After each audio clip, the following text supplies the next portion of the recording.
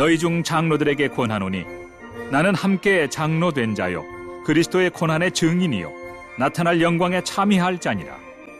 너희 중에 있는 하나님의 양무리를 치되 억지로 하지 말고 하나님의 뜻을 따라 자원함으로 하며 더러운 이득을 위하여 하지 말고 기꺼이 하며 맡은 자들에게 주장하는 자세를 하지 말고 양무리의 본이 되라. 그리하면 목자장이 나타나실 때에 시들지 아니하는 영광의 관을 얻으리라. 젊은 자들아, 이와 같이 장로들에게 순종하고 다 서로 겸손으로 허리를 동이라. 하나님은 교만한 자를 대적하시되 겸손한 자들에게는 은혜를 주시느니라. 그러므로 하나님의 능하신 손 아래서 겸손하라. 때가 되면 너희를 높이시리라.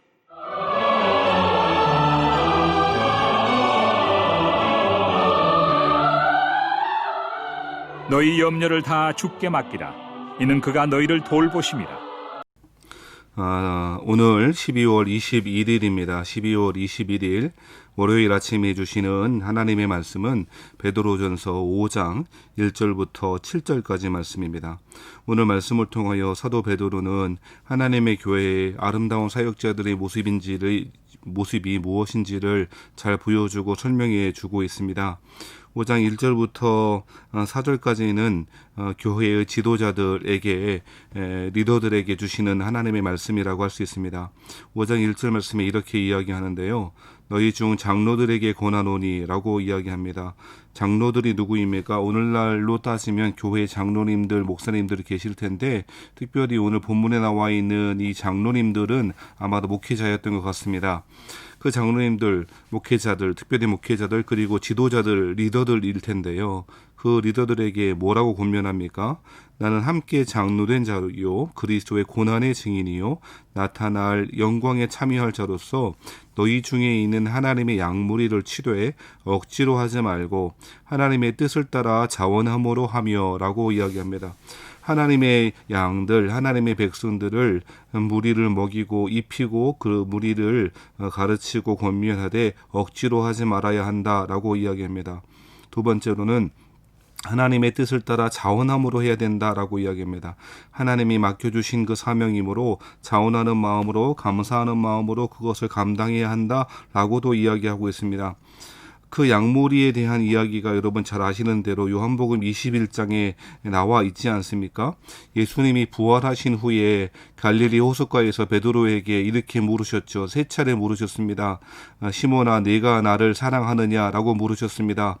그 질문 이후에 예수님은 베드로에게 내 양을 먹이라, 내 양을 치라라고 그렇게 명령하셨지 않습니까? 하나님의 백성, 하나님의 자녀로서 특별히 교회를 섬기는 지도자들은 하나님의 백성들, 리더들은 특별히 하나님의 양들을 억지로 다스리려고 억지로 자기 주장에 따라 하지 말고 하나님의 뜻을 따라 자원하는 마음으로 감사하는 마음으로 그렇게 서로 돌보는 관계가 되어야 할 것이다 라고 이야기하고 있는 것입니다. 더러운 이득을 취하려고 하지 말고 기꺼이 감사하는 마음으로 해야 된다라고 이야기합니다. 그때 당시에도 아마도 자신의 이익, 그 더러운 이익 때문에 그렇게 목양처럼 하는 것처럼 하는 사람들이 있었던 것 같습니다. 그것은 절대로 하나님 기뻐하시는 일이 아닌 것입니다. 하나님의 양들을 돌볼 때 특별히 3절 말씀에는 맡은 자들에게 주장하는 자세를 하지 말고 라고 이야기합니다. 자신에게 주어진 그 책임, 그 하나님의 백성들을 주장하는 자세를 하지 말라라고 이야기합니다. 억지로 자신의 권위를 가지고 사람들을 그렇게 다스리려고 하지 말아야 된다라고 이야기하면서 양무리 본이 되라 라고 이야기하고 있습니다. 모범이 되어주는 것, 예수님은 억지로 제자들을 그렇게 끌고 가신 것이 아니고 모범을 보이셨고 가르치시고 고치시고 전파하시는 여러 가지 사역을 보이심으로 말미암아 제자들이 어떻게 걸어가야 될지 그 이야기를 몸소 보여주셨던 것처럼 그렇게 해야 한다라고 이야기합니다. 이렇게 할 때에 그 지도자들에게 리더들에게 주시는 하나님의 은혜가 무엇입니까? 목자장이 나타나실 때에 4절의 목자장은 누구일까요? 우리 예수님 아니겠습니까? 그 목자장이 나타나실 때에 시들지 아니하는 영광의 관을 얻게 될 것이다 라고 이야기합니다. 시들지 않은 놀라운 하나님의 칭찬과 그 하나님의 높이 상을 주시는 것을 경험하게 될 것이다 라고 이야기합니다. 자, 이제 5절부터 7절까지는 교회의 젊은 자들, 여기에서 젊은 자들이라고 하면 그저 나이가 생물학적 나이가 젊은 사람들이라고 하기보다는 이 장로들과 함께 교회를 함께 세워나가는 하나님의 동역자들이고, 또 장로들의 그 치리에 순종하는 해야 하는 그런 사람들이겠죠. 그 젊은 자들에게 뭐라고 권면합니까? 이와 같이 장로들에게 순종하라라고 이야기합니다. 장로들에게 순종하는 것, 그것이 첫 번째 명령인 것입니다. 순종은 그 명령이 합당하고 합당하지 않음에 따라 달려있지 않습니다.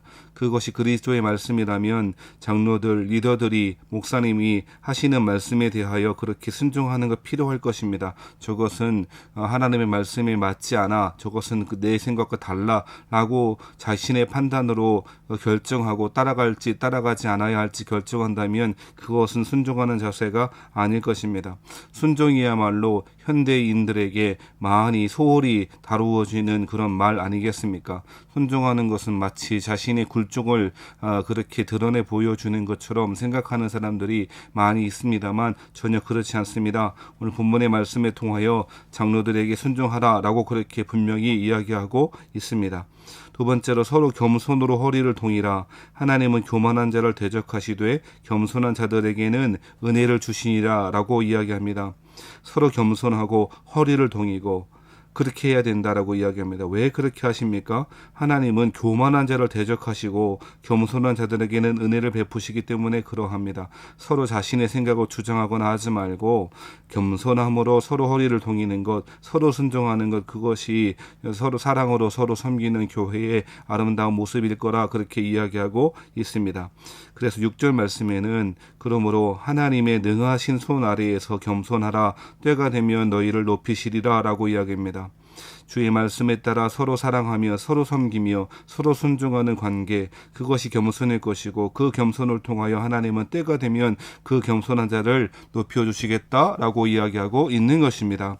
사랑하신 여러분, 교회의 리더, 교회의 직분을 맡은 자라면 마땅히 하나님의 양머리를 우리의 생명 다하여 그렇게 섬겨야 할 줄 믿습니다.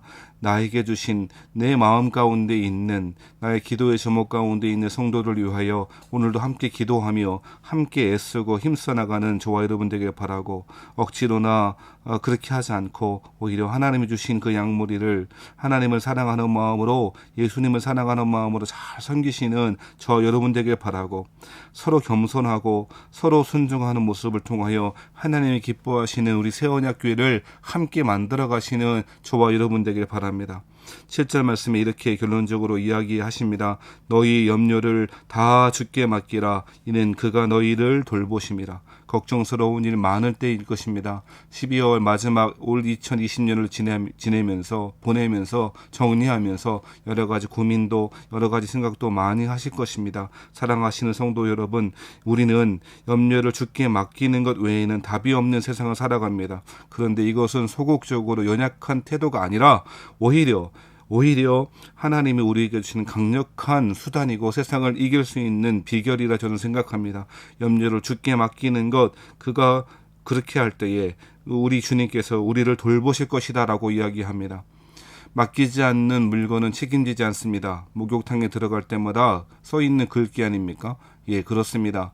맡기는 순간 그것은 내 문제가 아니요 하나님이 해결해 주시고 하나님께 의탁하는 일이고, 맡기지 않는다면 그것은 나의 고민일 뿐입니다. 사랑하신 여러분, 12월을 잘 정리하시는 여러분 되길 바라고, 기도는 기도를 통하여 하나님께 우리 염려를 맡겨드리고 함께 사랑으로 서로 섬기는, 순종하며 겸손하여 서로 돌보는, 사랑으로 서로 그렇게 세워나가는 우리 새언약교회 교우들 다 되시기를 주의 이름으로 축원합니다.